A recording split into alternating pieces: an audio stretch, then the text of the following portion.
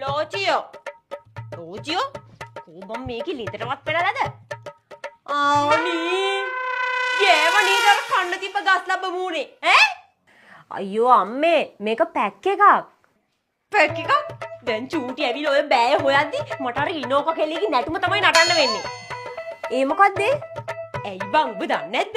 අර අලුත් ට්‍රෙන්ඩ් එක නෙලා ගන්න බෑ මගේ අත දිගනේ අනේ ඒ තව ලැබු හැදියන්.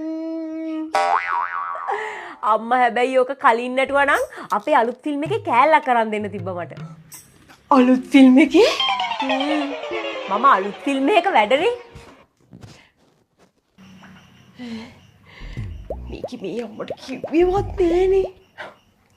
සර්ප්‍රයිස් කරන්න කියන් හිතා කටින් පනින්න නැති. අනේ ඒ තව ලැබු හැදියන්. ලෝචි උඹ ආවද? මේ දැන් කවද්ද බං උඹේ ඔය ෆිල්ම් එක යන්නේ?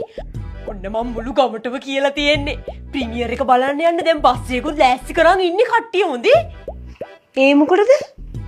ඇයි උඹ රංගපාපුවා බලන්න. මං එකේ රංගපෑවේ නෑ. එහෙනම් මම මේ දේ ඔයාට කියන්න කොච්චර කාලයක් බලන් හිටියද? අයියෝ කොස්ටියුම් නම් ගියර බලන්නකෝ අර ඇතුලේ බටන් එකක් දාලා නෑනේ. අනේ හරි සමා වෙලා අපි තව එකක් ගමු. හරියයි. මං එකේ කොස්ටියුම් කළේ. කොස්ටියුම් විනාසයි වසලමාරයි. අලේ දෙයියනි දැන් බලපන් මං ගමේ මිනිස්සුන්ට කොච්චර උජාර වෙන්න කිව්වේ මගේ හිතුව ෆිල්ම්